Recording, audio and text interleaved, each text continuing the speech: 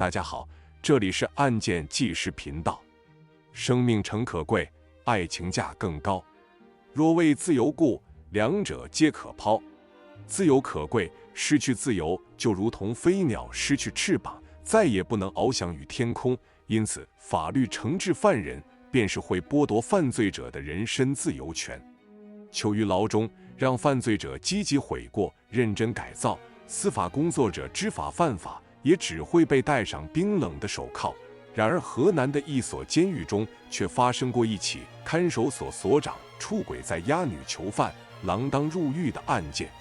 2008年的一天，王丽因触犯了盗窃罪，在关押在看守所服刑。在被带进看守所的那天，王丽神情沮丧，意志消沉，缓缓走进监室时，宛如一副病美人的模样，看上去十分惹人怜惜。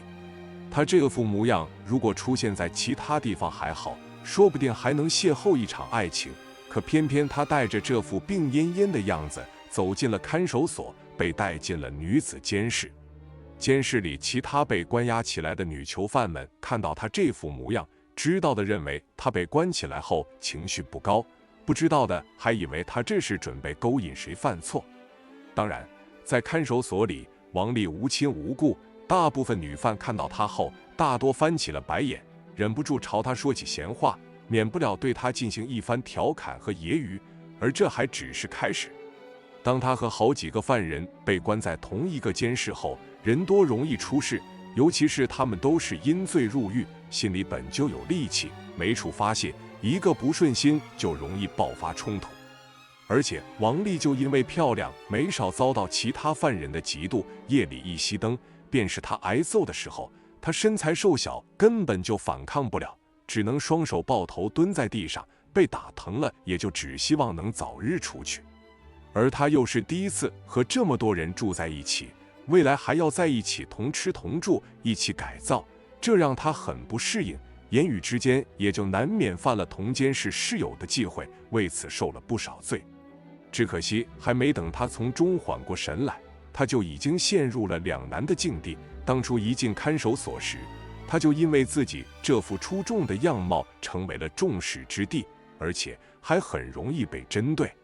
这让她在监狱里的生活度日如年，对于外界的自由心里也更加的渴望，迫切的想要让自己脱身。只要东西给够，就能得到关照，你看那谁不就？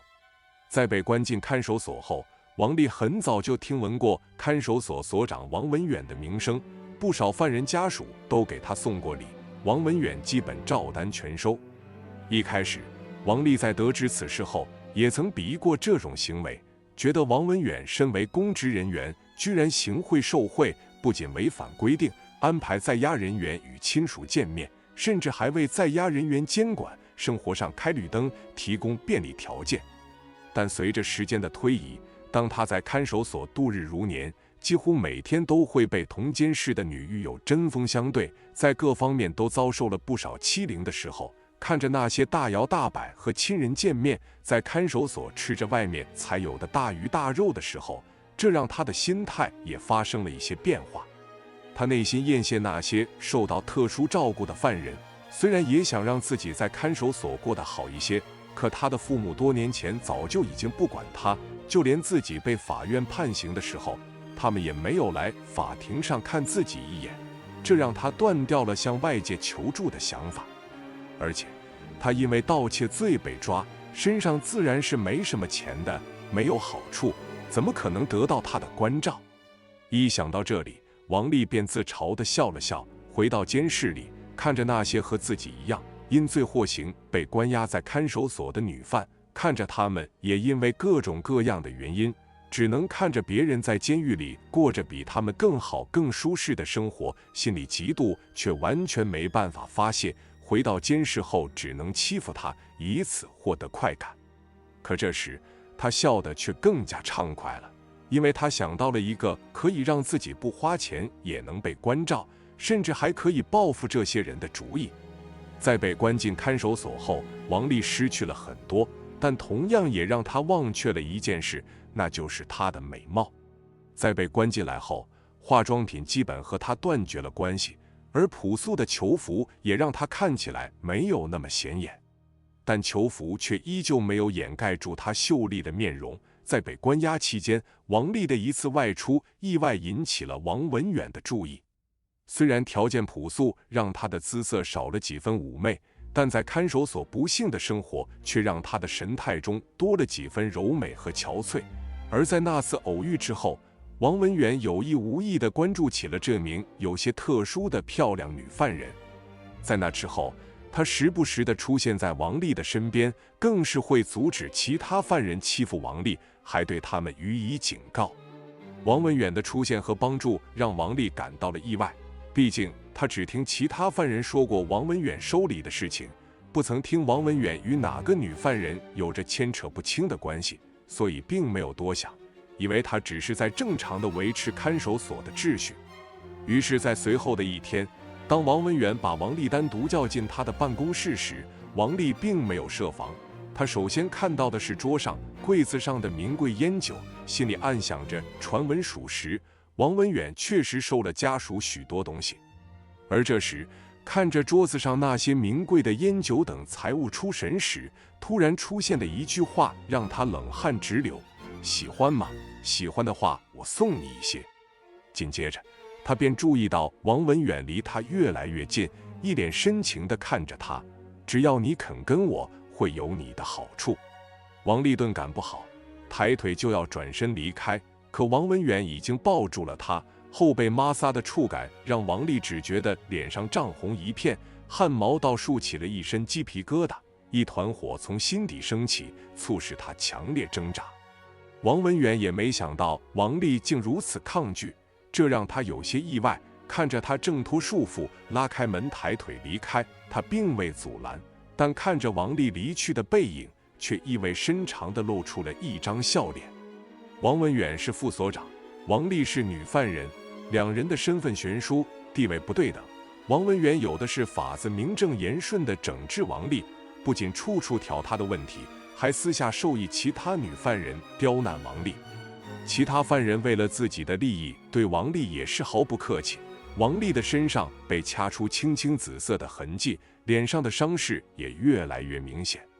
只不过他们欺负得越狠，王丽内心动摇的也就愈发激烈。2008年4月的一天，王丽在食堂吃饭，一行新进来的女犯人经过她的身边，毫无缘由地把王丽的食盘打翻在地，发出巨响。然而其他人都袖手旁边，冷漠看了王丽一眼，就又去忙自己的事情。王丽再也忍受不住，委屈地怒吼：你们凭什么欺负我？就是欺负你！新进来的女犯人一脸无所谓，手叉都晃着脑袋，得意地离开了。而在这时，王文远恰如其分地出现在了王丽的面前。正当王丽也以为他要借机向自己发难时，却见王文远假装才发现他被欺凌，露出担忧的表情，以了解实情为由，把他单独叫进了办公室。王丽的面色纠结，她知道自己委身王文远，在看守所的日子就会好过起来。王丽紧张地舔了一下干燥开裂的嘴唇，尝到一丝血腥味，再抬头看着眼前穿着制服的王文远。此时的他如同野兽般盯着他，眸中隐隐带着兴奋，露出势在必得的笑容。看着他逐渐靠近，王丽咬了咬嘴唇，解开了衣服上的纽扣。王丽的态度在王文远看来并不重要，重要的是他想霸占王丽的结果。而这时的王丽为了让自己过得好一些，半推半就，选择了顺从。王文远最终得逞，此后与王丽维持着一段不正当的关系。看守所的犯人们看得明白，知道王丽被副所长照顾着，就不再欺负她，而王丽也被提前了2小时释放。但愈发大胆的王文远让越来越多的人不满，也引起了上面的注意。东窗事发，王文远被捕，并发现一本日记，记录他的累累罪行。王文远出生于新乡，从校毕业后就成为了一名光荣的人民警察。虽说能力一般，没有做出特别大的业绩，但20多年勤勤恳恳，不曾出现过什么纰漏，因此被提拔当了副所长。对此，王文远很是兴奋，觉得自己终于是熬出头了。而坐上这个位置后，找他的人就多了起来，主要还是那些犯人家属。他们得知自己的家人触犯法律，被关进看守所后，就希望能够得到关照，不要在里面受罪，也不要关久了。于是拎着东西去找所长通融。王文远初次面对送礼的事，内心就松动了，钱财来得太容易了。但面子工程还是要做的，推拒这事情不妥。他是个公正的人，家属哪能看不出来王文远的犹豫与心动，自顾自地把东西放到了办公桌上。没人看到，也不会有人说您就收下吧，一切都劳烦你了。渐渐的，王文远还会主动暗示家属，自此他的家里和办公室里就堆满了各种烟酒。那些公然摆在办公室里的名贵烟酒，也是王文远摆上台面的欲望。东西越多，他的欲望越深，底线一再拉低，钱欲熏心，色欲熏心，最终遭到反噬，被指控 QJ 罪、受贿罪和私放在押犯人罪。根据刑法第400条，司法工作人员私放在押的犯罪嫌疑人、被告人或罪犯的，处5年以下有期徒刑或者拘役。王文远收受礼金后，提前2个多小时释放囚犯，这一行为已经构成了私放在押人员罪。此外，王文远调任为看守所副所长后，私自收取家属的现金、香烟、西装等各类财物，以及威胁强迫在押女囚犯王丽成为自己的地下情人，这一系列行径也已涉嫌触犯受贿罪和 QJ 罪。王文远归案后，才幡然发觉自己在一条错误的路上越走越远，如实供述了自己的犯罪事实，并积极退赃。根据我国刑法及相关司法解释，王文远积极退赃、悔过的行为会让法院酌情考虑从轻或者减轻处罚。王文远数罪并罚，被法院依法判处有期徒刑5年0.6个月。王丽出来了，王文远却进去了。